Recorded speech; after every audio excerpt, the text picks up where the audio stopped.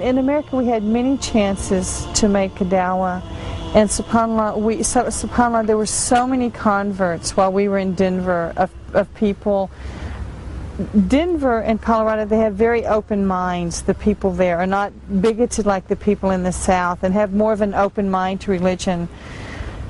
But my advice, or not advice, is for anyone who wants to make a dawah to a non-Muslim, especially to a Christian, you have like 2 or 3 seconds to either capture this person's attention or to lose them.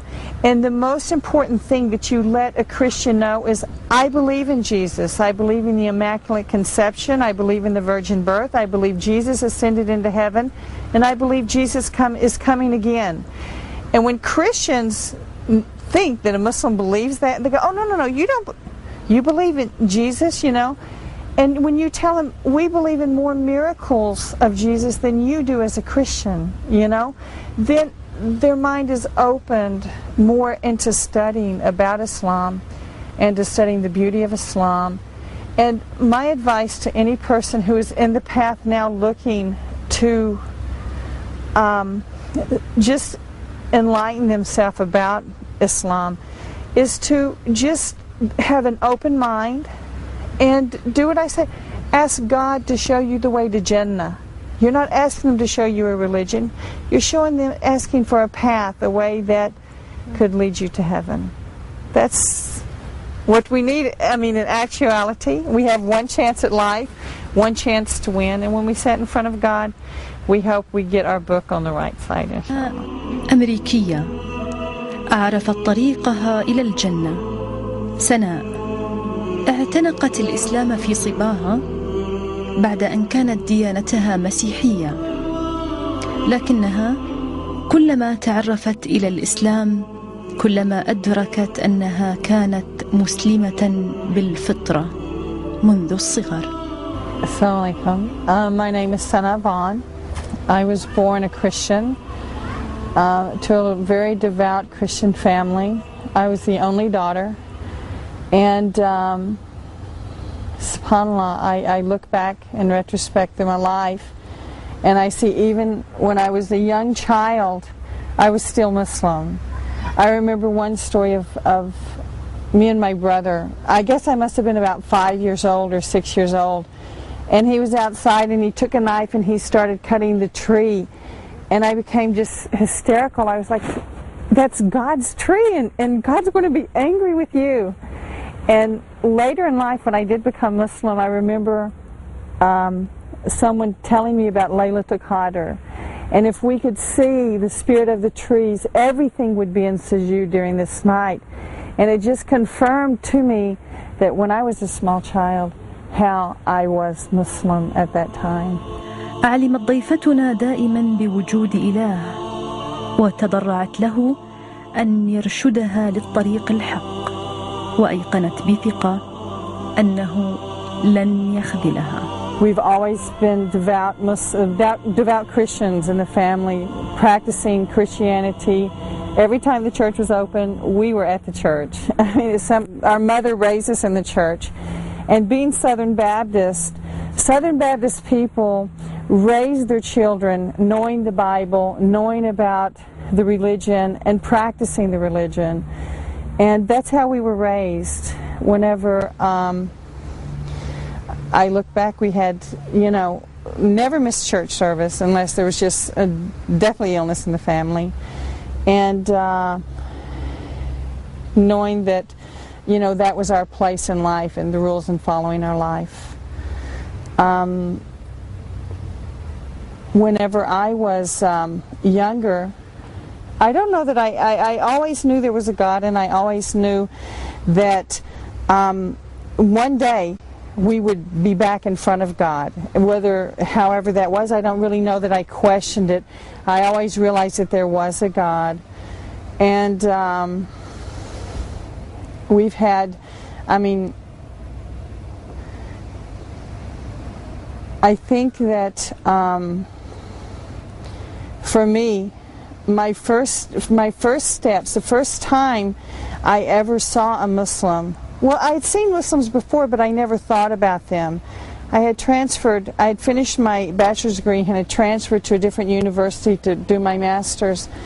And my first day of school, I heard something outside the window. And whenever I got up and walked to the window to see what was happening, there was a man outside, and he started making the adhan for prayer. And I sat and I watched him. It was in January, and he had his sleeves rolled up and his pants legs rolled up, and it was cold. It was cold. It was January. This was Oklahoma. And I thought to myself, my God, he's got to be cold out there. And then all of these other people started coming, and they started lining up behind him, and there was just line after line of people. And when I watched them, I thought to myself, I think they worship their God in the right way. They're worshiping God, you know? And so I went and I sat back down at my seat. And as I sat at my seat, I kept thinking, you know, I wonder what was going through their mind. I would see them bend, I would see them get down on the ground, and I would think, what are they doing in each portion of their prayer?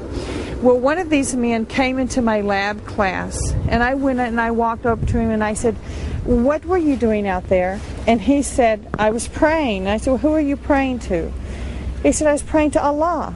I said, who's Allah? He said, Allah, the creator of the heavens and the earth, God, you know? And I was like, okay. I think I was satisfied because I didn't want him to think I wanted to be a Muslim, because I didn't want to be a Muslim.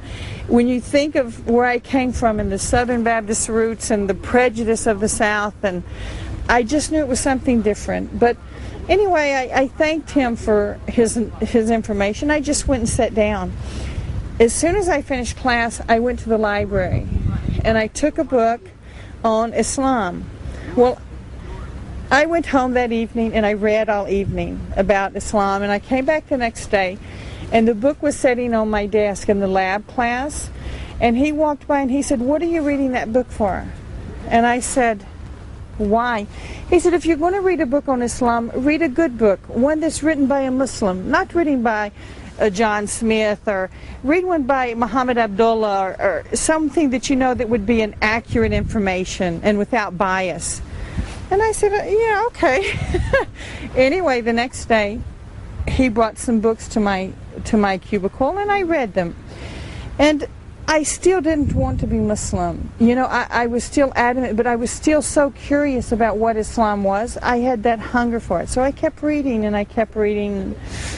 And I found a woman who worked there at the university who was a closet Muslim. She had accepted Islam, but because her husband was Christian, he would not allow her to practice Islam. He would beat her, actually, if he caught her praying. But when she found out I was learning about Islam, she started bringing me books, accurate books on Islam. And so me and her became good friends. Her name was Carol. And we became good friends. And I found out she lived just around the street from me. So we started walking every day after school, and we would talk about Islam. And the more I read about Islam, the more I realized I was already Muslim. I still did not want to become Muslim because I still had the Christian concept of belief is enough. If I just believe something, it's going to be enough for me. I don't have to practice it. I don't have to do whatever. But, of course, the more you learn about Islam, the more you realize that you are responsible for your actions. And actually, one of my friends was Catholic, and she's one of my roommates. And so she was going to fast Lent, which is a 40-day period of fasting for Roman Catholics. But their fasting is completely different. They don't give up food or they don't give up drink. They give up like one thing that they really love. Like to some people it's smoking. They don't smoke for a month. To some people it's a piece of chocolate. So, you know. But so anyway, during that time I said, okay, I'll give up Diet Coke. I'll fast with you the Diet Coke thing. But I was still looking into Islam, and I think it was during that period of time I became more spiritual, and I really was looking for the roots to Islam. And I remember late one evening, I had been studying for my finals exam. And I had been studying and studying. I had stacks and stacks of books that I needed to know that information. And so I was just, we call it cramming.